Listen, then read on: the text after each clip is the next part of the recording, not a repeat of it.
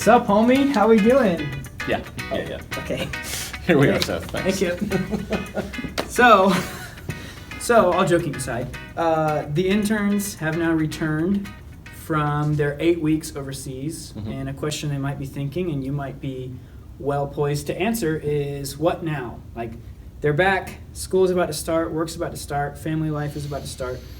What now? What now? My first response to people after they have an experience overseas, like what you've had, is that you can't just imagine that things are going to change on their own. So many people who travel overseas, they spend a number of weeks overseas or do an internship overseas or a short-term mission trip, they come back and they say things like, this has changed my life forever, right? Or what I experienced has had a lasting impact on me. And the reality is, for most people, researchers have studied folks who have gone on short-term mission trips, and 3 months later, 6 months later, 12 months later, for most people, their lives haven't been changed at all. Nothing has changed. Even though they talk about the trip as if this is the greatest thing that's ever happened to me, my life has changed forever. The reality is it doesn't cause long-term change. There's really little difference between people who have participated in short-term trips and Christians who have not in the long term. People just often today are going on trips to just experience something.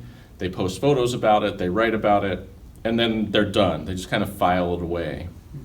And I really want you to understand that as much as you feel like your trip has impacted your life, you're about to step back into the waves, these crashing waves of your normal life. And it's a pretty strong current that you're going to step back into. And so it's exhausting work to think that you could adjust the current or the waves of your life and the things that are going on around you. It's pretty difficult. You're going to continue to live in this culture, in this American culture, wherever your home is. There's really not an alternative to stepping outside of that culture and that life that you live in, unless, of course, you're going to live like a hermit, like Seth does. Yep. No. Come meet me in my bomb shelter. But you have to live in this culture. But your life can still be different because of what you've encountered this summer through your internship, and that's what I want to talk about. Like, how do you make a difference and live differently? Yeah, that's great. And for me, as someone who did Reach 2 years ago, I still struggle with that almost daily. Is like, how do I incorporate this experience into my everyday life and not just put it on a shelf? Because that's not doing justice to what God did in that summer. Right. So what would you say, I think a question people might have eventually when they get back is, okay, that's great, but what do I do with it? Like, what do I do with this experience? It's sitting on the shelf. I don't want it to sit there. What do I do with it? Right.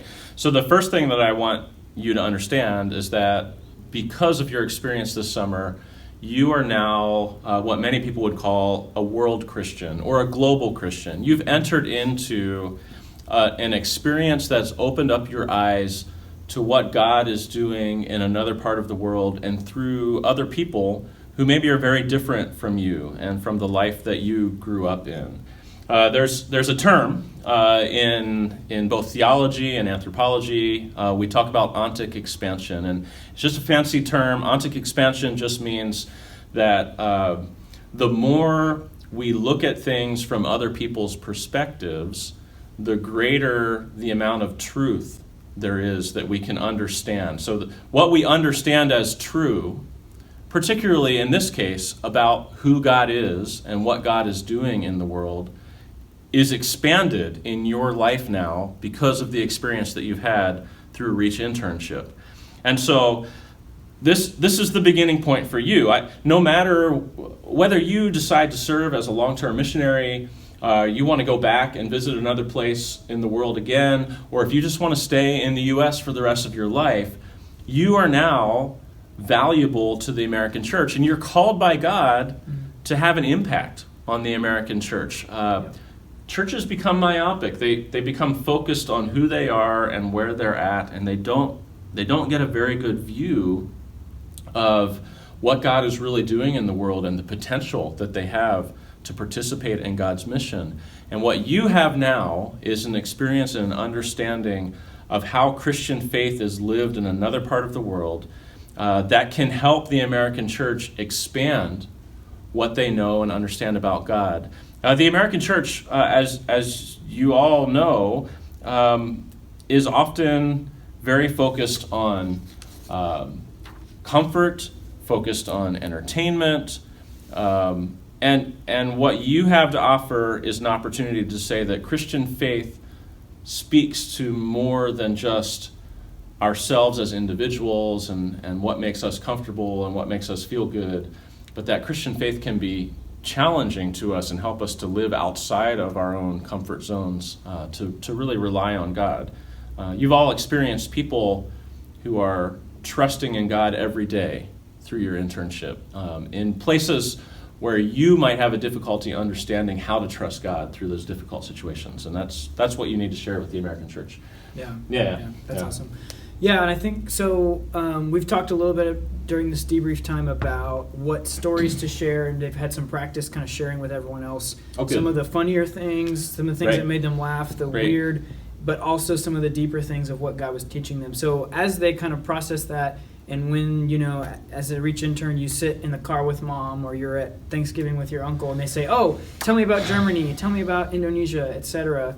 What stories do they share? What type of stories should people share? And what story do we want to tell as people, as global Christians that have now come back and are getting to share this experience? How do we do that? Yeah, and one of the things I would first say is don't share the stereotypical stories that people are expecting you to share or want you to share.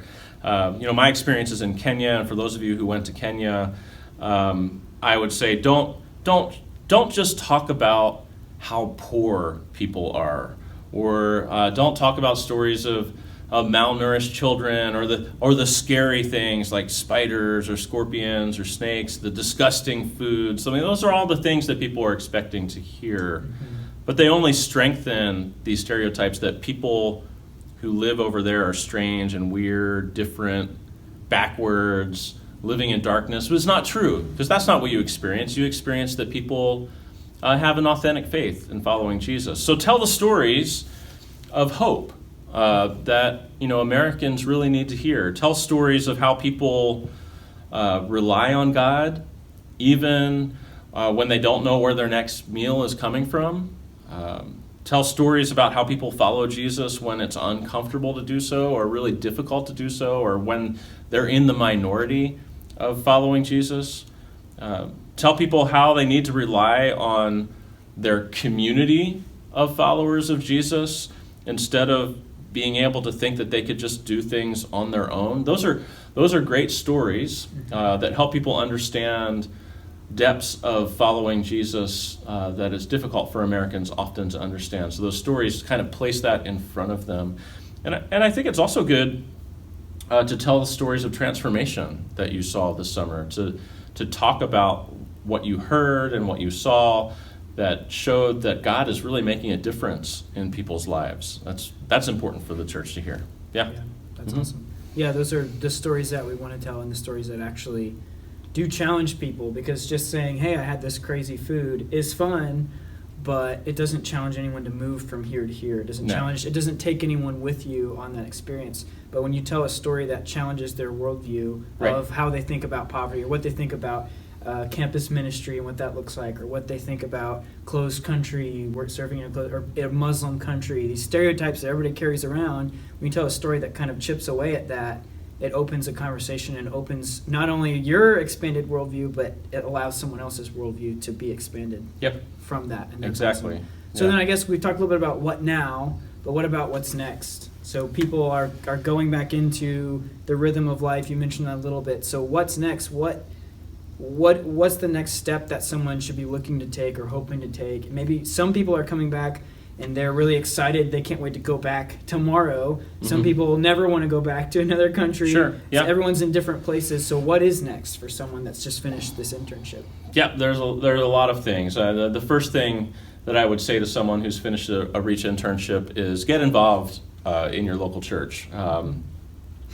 one of the things, too often, what happens to young folks who are Christians, who are really serious about following Jesus, and they have an experience like a REACH internship, is that they see the flaws in the American church, and they have a tendency to say, I just don't want to be part of that. But again, because of your experience, you've really been called, you have this calling on you now to participate in the American church and help to transform it, help to make it better. So get involved in your church. Tell people what you saw, what you learned through your internship. And everyone's different, but we would just ask that you pray about, what are you going to do with your experience? We don't want you to make an emotional decision, an immediate decision about whether or not you are meant to serve long-term, cross-culturally in mission. I want you to think about it, to pray about it, to reflect on your experience, to pray about it with people at your church. We have lots of opportunities in CMF. Some people have done REACH more than once. You could do REACH again. We have a 1-year program in Great Britain called Equip that you could go and do to learn more about how to do Discovery Bible Study and disciple-making movements and participate in that. We've got internships that are longer and exchange student programs. So there's all sorts of things. I'm sure Jake will tell you all about all those particular things. But we want you to also consider, if you don't go back to the field, to still stay connected to missions. Like I said, get involved in your church. Ask if you can be on the mission team or the mission committee at your church and find out who your church supports and what you're doing and how you can participate in that. Many people will come back from an internship and they want to sponsor a child in a child sponsorship program, or they want to support one of the missionaries that they spent time with during their internship. One of the big ways that you could be of value to God's mission is to be a representative of what you did and to share about your internship with other people on your college campus, in your church, and tell people that this might be a great thing for you to also consider doing to learn about God's mission and what's happening in the world. Yeah, that's awesome. Those are some great practical steps. Practical things. Cool. Yeah. Thanks, Skip. You're the bomb. Oh, you know what? What else? There's something really important that I always tell REACH interns. Yes, no, you need to share I forgot to say it. Yes, you did. Yeah. Here we go. Are you ready? Are you ready? Don't quit school. Don't do it. Don't quit school. Don't quit school. Some of you Unless had you've already graduated, then you're fine. intense experiences this summer. Yeah. And you are just ready to go back and serve, and you've got 1 or 2 years left in school, and you're like, I don't need to do that. I'm just going to go back and serve. And what I want to say is, don't do that. Finish school, get your degree, and then go back to serve long term. In the long run, we want people who are prepared and have thought about how to serve God, and that over the long term, we want people to go to the field who are going to have longevity and effectiveness in their ministry. And so finishing school is just one of those steps that's part of that. So there you go. Thanks. That's important. Don't quit school. Don't do Seth, it. don't quit. I won't. All right, can I get a pound on the way out? Blow it up. Pound? Oh, wait. We got to blow it up. Perfect. There you go. All right. Love you guys. Bye.